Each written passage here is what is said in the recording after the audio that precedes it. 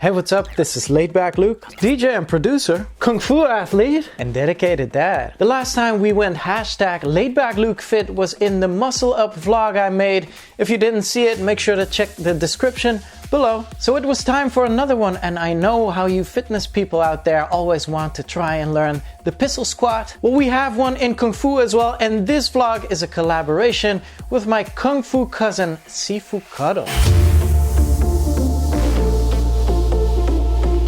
But first up, a shout out to the comments from last week. Curtis Madden on the #1 comment from last week, asking me if 27 is too old to start DJing. I would say, no man, not at all. Like, if you enjoy it, you are never too old to start producing. You are never too old to start dreaming either. If this is what you want, if this is what you'll enjoy, make sure to go ahead and do it for sure. The one and only, the real Sadwick Production on the #2 comment from last week. Very good to see you out in the comments. Thank you for leaving us some advice there. Make sure to check out his channel as well if you're into like the whole music production in Ableton thing. Time to get fit right now. We're gonna use Kung Fu for this one. I am currently in the United States, but I'll take you out to Amsterdam right now. And we're out here in the Netherlands. I'm only here for one day because after tomorrow I'm gonna be in Tokyo taking Mixmash Records there. I'm super excited to shoot a vlog out in Japan as well, so make sure to subscribe right now if you don't want to miss out. So I'm shooting this in a car right now because the weather kind of sucks outside. It's winter weather in the Netherlands, but we're gonna get real warm today as I'm excited to take you into the Hong Ying Kung Fu School in Leiden, where we'll meet Sifu Kuttel, who's gonna run us through the one-legged pistol squat. Let's do it.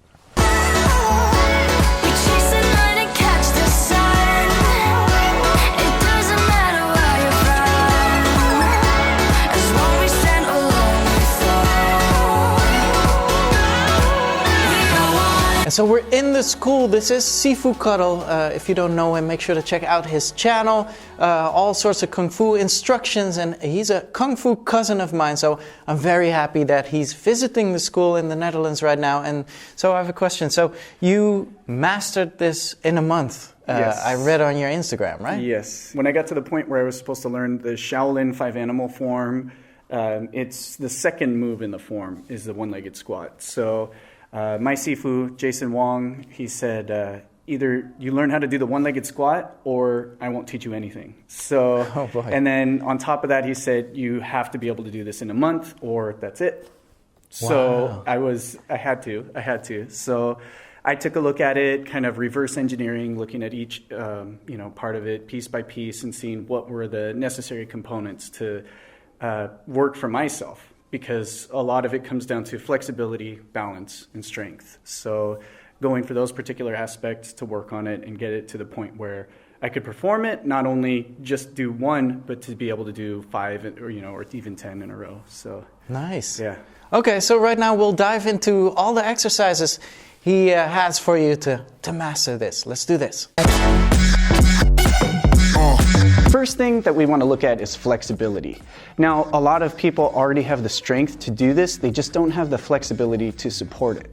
So what we're going to look at in particular are stretching out the calves and around the ankles and also the hips, because you have to be able to open up the hip and really sink down to get your butt down to the ground without sitting down or losing that squat. So first we're going to start with what we usually call the Asian squat. Is there another name for that? No, this is true though. So this squat is like how Asians sit when they wait for the bus or they eat their meal at the side of the street. I agree on this. I'm Asian. I agree. Okay, so we're going to start with the Asian squat. One of the things about it is your heels stay down on the ground. And this is going to open up the hips. Now, if you have a hard time doing this, there's a couple of methods that you can work up to that. And that's simply by just holding onto something like a door frame or even holding onto something on the ground like a weight. Nothing where you want to lift it up off the ground and strain yourself, but just to anchor your upper body and let the hips relax and open up so that the tailbone can tuck in and then you can maintain that position. Another thing that we're going to look at is stretching out the calves. Now, usually you have tight calf muscles for this particular thing because we don't do enough of the squat, and in our natural movement during our daily life, we just we don't need that flexibility.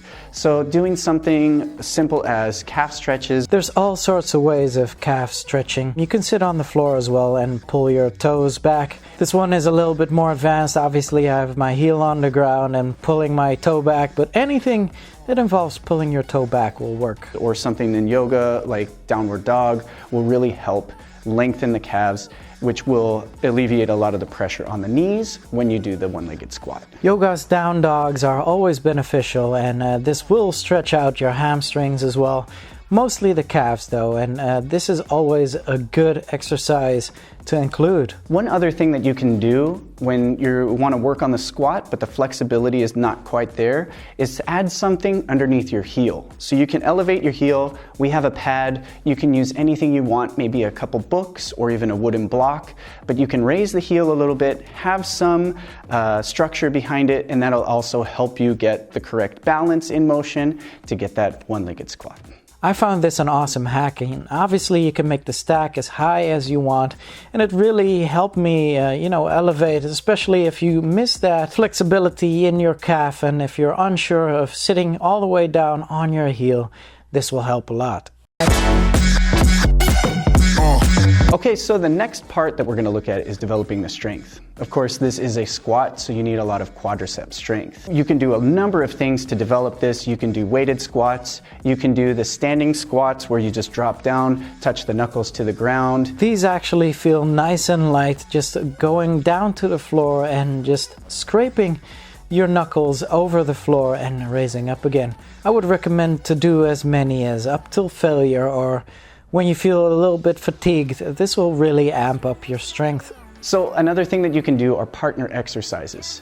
Simple things like having somebody hold underneath your arms and allowing you to squat down, and then assisting with it when you actually need that little extra bit of help to come back up. This is such a great hack here, especially with two people. I am actually going to try this with Ashley as well. It's really handy to have someone standing behind you to keep you not from falling over backwards. This one will help your anxiety from not being able to get up when you go down at first. You can also do elevated one-legged squats. So you get out a box and you actually step and bring yourself up above the box level. Even though it's in front, it's still going to work the muscles of the leg that are going to be necessary to do the one-legged squat. So I tried this one out as well, and what you actually need to do is go low with your butt onto your ankle almost to really get that feel of that squat. And so just go all the way up and then go down butt to your ankle again to really build that muscle that you need for the one-legged squat. There's also dynamic exercises. You can start from a position on the ground where you're on your back and then roll forward to your foot and then have the leg extend and stand up from that position. That's a great way of getting used to from the ground up. I felt rolling over and then holding my hands onto the sides of me really helped me find my balance, and rolling back and then out of that balance trying to actually stand up is really tough, but it really gave me the feel of how it feels to come out of that one-legged squat when you reach the floor. Now you can also isolate different parts of it. So you can do an assisted one-legged squat where you're next to a chair and you sit down, controlling all the way down till you're resting on the chair, and then again raising yourself up. You want to do this one without having to swing or lean yourself forward into it. You want to do it controlled as if the chair is not even there. This one on the bench like this was the most hardest exercise of them all. To actually sit down and relax and then come out of it requires a lot of strength. So this one is ideal to build up your power for sure. Lastly, you can do something where in a door frame, you can hold onto the door frame and then help yourself all the way down and all the way up. What this does is it keeps your back posture moving straight up and down instead of trying to scoop under where most people will lose balance and fall, or leaning too far forward. So if you have a door frame, that keeps your posture, that keeps your shoulders over your hips, which makes for a good one-legged squat. This one is the exercise for me. Really An awesome hack, which I didn't know about before. If you are able to do this with 2 hands, then go ahead and let 1 hand go and try and see if you need the doorpost less and less until you get it without the hands. The last thing that we're going to need to do is also develop the leg strength for the extended leg. So we're going to do leg lifts, and you just want to lift it up as high as you can. You don't want to overdo it. You don't want to tilt back. You just want to lift it up in front of you and then bring it back down nice and gentle. Don't let it just drop down. You want to work against the gravity and control it the entire time. One of the hardest things in the pistol squat is holding out the leg. So this one is especially for Kung Fu purposes. After 2 or 3, you can actually really feel the leg that you're holding out. So it's good to train this side as well and to make the whole structure strong. The other thing that you can do is, after a set of those up and down, you want to up and hold, because we got to get that hip flexor muscle working to be able to support that, keep that leg extended, keep that nice look while you have the one-legged squat. Oh boy, those were quite the exercises. So if people want to get started with this, how much time would they need to stick into this? Well, you get what you give. So if you're only going to put in 5 minutes a day, it's going to take longer. For me to get it within that month, I was devoting 30 minutes to 45 minutes a day. It doesn't have to be intense nonstop. This is including the stretching out part and loosening up, and then taking a break between exercises because you want to let the body recover before putting it back into a strenuous exercise. So giving, maybe a 2-minute break between.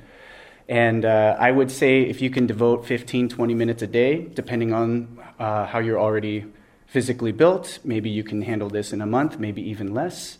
Maybe it'll take a little more time. All right, awesome. So time to get started. Time to get that one-legged squat. So happy you could join us here. Thank you, Sifu Kuttel. Make sure to subscribe on his channel. He has tons of tips and advice, and let's get going.